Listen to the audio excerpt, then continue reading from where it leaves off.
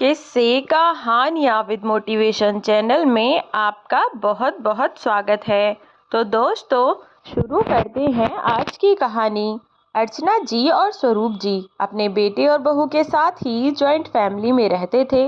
अभी तक उनके परिवार की स्थिति बहुत अच्छी थी। बेटे और बहू दोनों ही बहुत अच्छे थे। आजकल के ज़माने को देखते हुए आज तक कभी भी स्वरूप जी की बहू ने उनके अर्चना जी के साथ कोई भी किसी भी तरह की बदतमीजी नहीं की थी। वे अपने सास ससुर के साथ बहुत अच्छे से रहती थी और इस बात को लेकर दोनों पति पत्नी बहुत संतुष्ट भी थे। हालांकि अभी तक सब कुछ दोनों पति पत्नियों के हाथ में ही था, लेकिन फिर भी अपनी पत्नी की बधाई करते नहीं थकते थे। अपनी बहू की इतनी तारीफ किया करते थे जैसे उनकी बहू जाने कितनी अच्छी हो, और फिर वह यही सोचा करते थे। लेकिन एक दिन कुछ ऐसा हुआ कि दोनों पति पत्नी के पैरों के तले जमीन निकल गई और फिर उन्होंने एक ऐसा फैसला लिया। इसके बारे में सुनकर बेटे और बहू दोनों का सर चकरा गया, क्योंकि उन्हें अपने माता पिता से ऐसी उम्मीद नहीं थी। आखिरकार स्वरूप जी ने ऐसा क्या किया कि उनकी बहू बेटे दिन में ही तारे देखने लगे। दोपहर का समय था और अर्चना जी बेड पर बैठी हुई थीं। पूरे दिल और दिमाग से वहां मौजूद ही नहीं थी। उनका ध्यान तो कहीं और ही था। दरअसल अर्चना जी पलंग पर आराम से बैठी हुई टीवी में चल रही रामायण को पूरे ध्यान से देख रही थी। वह इतने मनोयोग से रामायण को देख रही थी कि पूरे तरीके से रामायण में डूब चुकी थी। उधर उनके पति स्वरूप जी एक कुर्सी पर बैठे बैठे अखबार पढ़ रहे थे। वह पूरे तरीके से अखबार में डूबे हुए थे कि अचानक से खट की आवाज़ हुई और टीवी बंद हो गया। अब अचानक से टीवी के बंद हो जाने से अर्चना जी का ध्यान टूटा और वह चौंक गई, क्योंकि लाइट तो आ रही थी। तो फिर टीवी अचानक से कैसे बंद हो गया? जैसे ही टीवी बंद हुआ वैसे ही अर्चना जी ने पलटकर देखा तो पता चला टीवी का रिमोट बहू तरुणा के हाथ में था और टीवी उसी ने बंद किया था। अपनी बहू तरुणा की तरफ देखते हुए बड़े प्यार से सास अर्चना जी ने उससे पूछा, क्या हुआ तरुणा बेटा, तुमने टीवी क्यों बंद कर दिया? अर्चना जी को कुछ समझ ही नहीं आ रहा था। वह समझ ही नहीं पा रही थी कि इतने अच्छे तरीके से टीवी चल रहा था और बहू किचन में काम कर रही थी और अर्चना जी शांति से टीवी देख रही थी। फिर अचानक से ऐसा क्या हुआ कि बहू ने अचानक से आकर टीवी बंद कर दिया? अर्चना जी अपनी बहू तरुणा से कुछ और पूछती इससे पहले तरुणा बोल उठी, मम्मी जी थोड़ा देखकर टीवी चला लिया करो। बिजली का बिल कितना आता है आपको पता भी है क्या? हाँ, आपको क्यों पता होगा, भरना थोड़ी पड़ता है वो बिल। अरे बिल भरना तो हमें अपनी जेब से पड़ता है, इसलिए ही तो आपको नहीं पता है कि बिजली का बिल आता कितना है। पूरे दिन जब देखो तब टीवी चलाए रखती हो। अरे एक ही बेटे हैं आपके, उनके बारे में भी कभी सोच लिया करो कि दिन रात कितनी मेहनत करके वो पैसे कमाते हैं। और एक आप हैं कि अपने बेटे की तरफ बिल्कुल भी नहीं सोचती हो। ना जाने कैसी माँ हो आप, हम तो समझ ही नहीं पा रहे हैं। अर्चना जी अपनी बहू तरुणा की तरफ अचंभे से देखने लगी। यह बहू को आज क्या हो गया है, पता नहीं क्या क्या कहे जा रही है। बेचारी अर्चना जी को तो कुछ समझ ही नहीं आ रहा था। स्वरूप जी ने अखबार को अपने चेहरे के सामने से हटाया और एक नज़र अपनी बहू की ओर दौड़ाई और फिर दूसरी नज़र अपनी पत्नी की तरफ उन्होंने देखा। तब स्वरूप जी अपनी बहू तरुणा से बोले, बहू यह कौन सा तरीका है अपनी मम्मी से बात करने का? अब क्या वह टीवी भी नहीं देख सकती है इस घर में? ओहो पापा, आप तो रहने ही दो। आपको पता है ना बिजली का बिल कितना ज़्यादा आता है, और फिर वह बिल हमें अपनी जेब से भरना पड़ता है। आप दोनों में से कोई बिजली का बिल भरता नहीं है, और फिर इसमें मैंने गलत ही क्या कह दिया? कम से कम आप दोनों को अपने बेटे के बारे में तो सोचना चाहिए ना। इकलौती वही आपकी एक औलाद है। आप दोनों तो बस कोई अपने टीवी में और कोई अपने अखबार में खोया रहता है। अखबार नहीं तो कभी अपने यार दोस्तों को बुलाकर दिन रात उनको चाय पिलाते रहते हो। हर चीज़ में पैसा लगता है। पापा जी, चाय के लिए जो चाय पत्ती, चीनी और दूध आता है ना, वह फ्री का नहीं आता, वो भी पैसे से ही आता है। लेकिन आपको क्या, बेटे के साथ जो हो सो हो, आपको बाकी दुनिया से तो कोई मतलब ही नहीं है। गुस्से से तमतमाती हुई तरुणा ने अपने ससुर स्वरूप जी से कहा, और फिर हमारे भी तो बच्चे हैं, हमें भी तो अपने बच्चों के बारे में सोचना है। अब कल को बच्चे बड़े होंगे तो हम कैसे करेंगे? अगर इन सब फिजूल खर्ची पर अभी से रोक नहीं लगाई तो हम तो अपने बच्चों के लिए कुछ भी नहीं कर पाएंगे ना पिताजी। और बस इसीलिए मैंने सोच लिया है कि अब से टीवी का रिमोट मेरे पास रहेगा, सुबह को 10 बजे से 12 बजे तक और शाम को 6 बजे से 8 बजे तक। बस इतने टाइम ही टीवी चला करेगा, या फिर मैं खुद ही इतने टाइम आकर पहले से ही टीवी जला दिया करूंगी। इस बात की चिंता आप बिल्कुल मत कीजिए। और इतना कहती हुई तरुणा हाथ में टीवी का रिमोट लिए गुस्से से दमदमाती हुई कमरे से बाहर निकल गई और किचन की तरफ चली गई। अर्चना जी तो जैसे पत्थर की मूर्ति बन गई थी। बहू की इतनी कड़वी बातें उनसे बिल्कुल भी बर्दाश्त नहीं हो रही थी। फिर भी उन्होंने इस बात पर अपनी कोई प्रतिक्रिया नहीं दी, जबकि तरुणा इतनी बदतमीजी कर गई थी। बस अर्चना जी गुमसुम चुपचाप सी एक जगह बैठी रहीं। अब स्वरूप जी ने अपनी पत्नी अर्चना की तरफ देखा। अर्चना जी बिल्कुल स्तब्ध बैठी हुई थी। स्वरूप जी ने अर्चना जी को कई बार आवाज दी, लेकिन अर्चना जी ने कोई जवाब ही नहीं दिया। उनकी आंखें खुली की खुली थीं। बस आंखों से लगातार आंसू बहे जा रहे थे। पहले तो स्वरूप जी अर्चना जी की ऐसी हालत देखकर थोड़े घबरा गए, लेकिन फिर अर्चना जी के पास पहुंचे और उनके पास बैठकर अर्चना जी के कंधे पर हाथ रखते हुए बोले, अर्चना, बेकार में क्यों परेशान हो रही हो? मैं तुम्हें कब से आवाज दे रहा हूँ, तुमने मेरी बात का कोई जवाब ही नहीं दिया। अपने पति का स्नेह भरा हाथ अपने कंधे पर पाकर अर्चना जी की रुआंस छूट पड़ी और वे फूट फूट कर रोने लगी। आज स्वरूप जी ने भी अपनी पत्नी को रोने से नहीं रोका और वे अर्चना जी का हाथ पकड़कर वही पलंग पर बैठ गए। अपने पति का साथ और स्नेह पाकर अर्चना जी का रोना भी अब सिसकियों में बदल गया था। अब स्वरूप जी ने अर्चना जी को प्यार से समझाया और चुप किया। फिर साइड में रखी टेबल से जाकर मग से पानी पलटकर गिलास में किया और अर्चना जी को लाकर दिया। अब अर्चना जी ने पानी पिया और फिर स्वरूप जी ने उन्हें थोड़ी सी सांत्वना देकर जैसे तैसे चुप किया। अर्चना जी अब थोड़ी सी संभली, लेकिन उन्हें फिर भी विश्वास नहीं हो रहा था कि उनकी अपनी बहू उनके साथ ऐसा व्यवहार कर सकती है। वह यकीन ही नहीं कर पा रही थी कि यह सच था या सपना था। अर्चना जी ने स्वरूप जी से जैसे ही कुछ कहने के लिए अपना मुंह खोलना चाहा, तब स्वरूप जी ने उंगली से इशारा करते हुए उन्हें चुप रहने को कहा और खुद जाकर अपनी कुर्सी पर पीछे की तरफ कमर टिकाकर आंख बंद कर बैठ गई और किसी गहन चिंतन में डूब गई।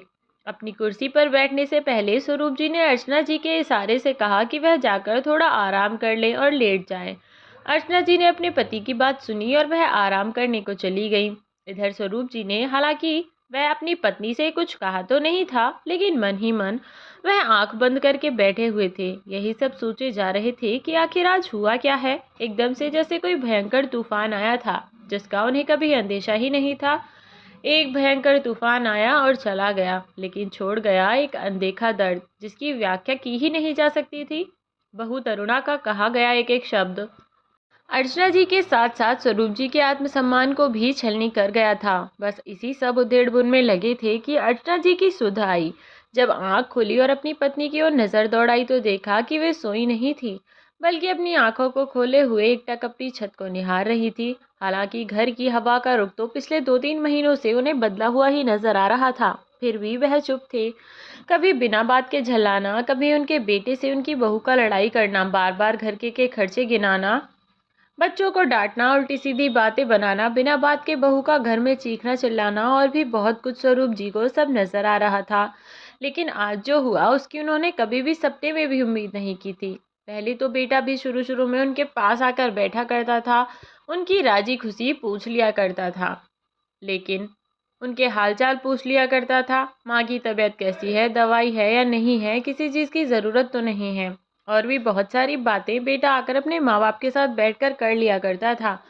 लेकिन आजकल तो उनके बेटे को समय ही नहीं मिलता था कि 2 पल बैठकर माँ बाप से उनके सुख दुख के बारे में पूछ लिया करे। अब तो बेटे का चेहरा भी बस डाइनिंग टेबल पर ही देखने को नजर आता था। अर्चना जी और स्वरूप जी के कुछ पूछे जाने पर उसका जवाब केवल हाँ या ना में ही रहता।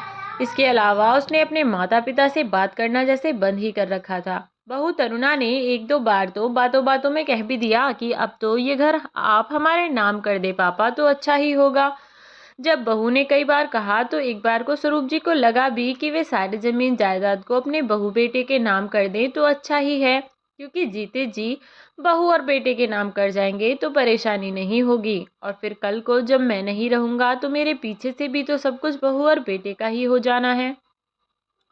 तो फिर अभी सब कुछ उनको देने में क्या जाता है। और अब वे मन ही मन अपने साड़ू साहब को धन्यवाद देने लगे, जिन्होंने उन्हें यह सलाह दी थी कि वरना स्वरूप जी तो आज कहीं के नहीं रहते। वो तो सब कुछ अपने बेटे और बहू के नाम करना चाहते थे। उनको उनके साड़ू ने ही कहा था कि भाई साहब, अपने जीते जी मकान किसी के नाम नहीं करना। हाँ, वसीयत जरूर बना लो, और उसमें भी मकान पहले अपनी पत्नी के नाम लिखाना, उसके बाद बेटे के नाम। बेटे और बहू के मुंह में पत्नी का बुढ़ापा मत खराब करना। अरे जिंदगी का क्या भरोसा, आज है कल नहीं। कल को अगर आपको कुछ हो गया तो कम से कम आपके बाद उनको किसी और के आगे गिड़गिड़ाना तो नहीं पड़ेगा। अरे भाई साहब, औलाद का कोई भरोसा नहीं है। कम से कम इज्जत की दो रोटियां मिलेंगी उसे इस मकान के लालच में। और फिर क्या था, स्वरूप जी ने अपने साड़ू की बात सुनी और उन्होंने ऐसा ही किया। हाँ, यह ज़रूर था कि बेटे बहू को इस बात की जानकारी नहीं दी, क्योंकि यह सलाह भी साड़ू भाई ने ही दी थी कि औलाद का असली रंग देखना हो तो एक बार उनसे झूठ बोल दो और फिर देखो क्या होता है। बस तुम्हें उनसे इतना ही कहना है कि जैसा बहू बेटे चाहते हैं वैसा ही तुमने किया है, फिर देखो उनकी असलियत कैसे बाहर निकल कर आती है। जितना वो मुँह से मीठा बोलते हैं, क्या वास्तव में वही ज़मीन उनके नाम होने पर वो ऐसा ही करेंगे या नहीं करेंगे। इस बात का असली पता तो तुम्हें 1 मिनट में ही चल जाएगा, और तब देखना उनके नाक जैसे डस लेने वाले फन कैसे तुम्हें डसने को दौड़ेंगे, और उनका असली रूप तो भी तो तुम्हारे सामने आएगा, और उनका झूठा नकाब उनके चेहरों से उतरेगा कि तुम्हें पता ही नहीं चलेगा, और ना ही यकीन होगा कि तुम्हारी अपनी औलाद अब इन्हीं सब बातों को सोचते हुए। एकदम से स्वरूप जी ने गर्दन हिलाई और धीमे से अंदाज में मुस्कुराते हुए उनकी आंखों में चमक आ गई, जैसे स्वरूप जी किसी फैसले पर पहुंच गए हों। दिन बीत गया, उसके बाद अब रात हुई। स्वरूप जी और अर्चना जी दोनों ही चुपचाप डाइनिंग हॉल में आ गए। आज डाइनिंग टेबल पर बिल्कुल खामोशी थी। डाइनिंग हॉल में बेटे बहू पोते पोती सभी लोग बैठे हुए थे। चुपचाप सबने खाना खाया, और खाना खाने के बाद दोनों बच्चे अपने कमरे में चले गए। अब स्वरूप जी ने बेटे रोहन और बहू तान्या को अपने सामने बैठने के लिए कहा, और बेटे की तरफ मुखातिब होकर बोलने लगे, देखो रोहन, आज जो हुआ मैं वो दोहराऊंगा नहीं। तान्या से पूछ लेना कि आज उसने क्या हिमाकत की है।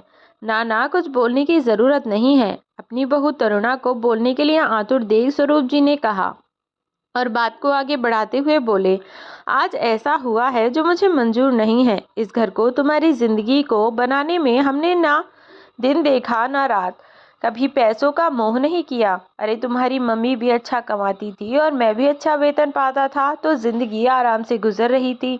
और फिर ये 2 मंजिला मकान भी बना लिया ताकि बुढ़ापा शांति से गुजर जाए।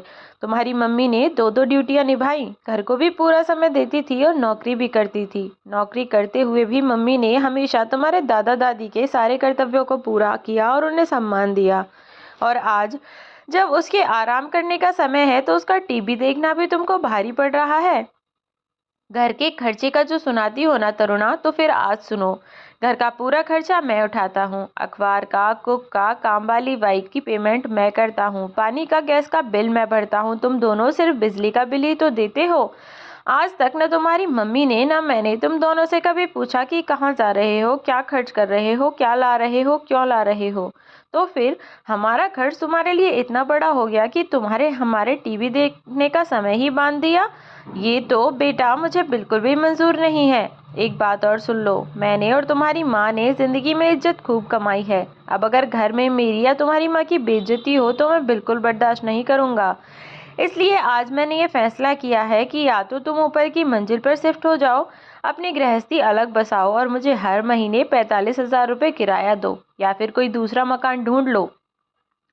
मैं ऊपर की मंजिल किराए पर चढ़ा दूंगा, जिससे हमारा काम बहुत अच्छे से चल जाएगा। हम दोनों की पेंशन भी आती है, तो पैसों की तो कोई चिंता ही नहीं है। अच्छा हुआ अभी मैंने ये मकान तुम्हारे नाम नहीं किया, वरना हमें तो घर से बेघर करने में तुम लोग 1 मिनट भी नहीं लगाते। आज पता चला कि समझदार लोगों से दोस्ती करने का क्या फ़ायदा होता है। आज तारीख 8 है, 30 तक सोचकर जवाब दे देना। मैं उस हिसाब से आगे के लिए सोचूंगा। अब फैसला तुम्हें लेना है। चलो अर्चना, कहते हुए स्वरूप जी उठे और अपनी पत्नी का हाथ पकड़कर अपने कमरे की तरफ बढ़ गए, बिना ये देखे कि अभी जो बम उन्होंने पीछे छोड़ा था उसका असर उन दोनों पर क्या हुआ। इधर स्वरूप जी अपना फैसला सुनाकर जा चुके थे और दूसरी तरफ उनके बहू और बेटे मुंह फाड़कर अपने माता पिता के जागते देखते रह गए। शायद वे यकीन ही नहीं कर पा रहे थे कि उनके पिता ने जो उनसे कहा है क्या वह सब सच था। क्या उनके पिता ऐसा फैसला भी ले सकते हैं, क्योंकि उन्होंने तो ऐसा कभी सोचा ही नहीं था। सोचा तो स्वरूप जी ने भी ऐसा नहीं था कि जब औलाद अपना ऐसा रूप दिखाए तो माता पिता को भी अपने आत्मसम्मान और स्वाभिमान की रक्षा के लिए कुछ कठोर फैसले ले लेने चाहिए। और जब माता पिता अपना कठोर स्वरूप फैसला ले लेते हैं ना, तो शायद औलाद उनका वह फैसला बर्दाश्त भी नहीं कर पाती। इसलिए यदि आपके माता पिता आपके साथ अच्छे से व्यवहार करके खुशी खुशी रह रहे हैं, तो उन्हें अपना रौद्र रूप दिखाने पर मजबूर ना करें, क्योंकि जो माँ बाप औलाद को पाल पोस कर इतना बड़ा कर सकते हैं, वो माँ बाप अपने आप को और अपने बुढ़ापे को सुरक्षित रखने के लिए नहीं सोच सकते क्या। तो दोस्तों, कैसी लगी आपको आज की कहानी? कमेंट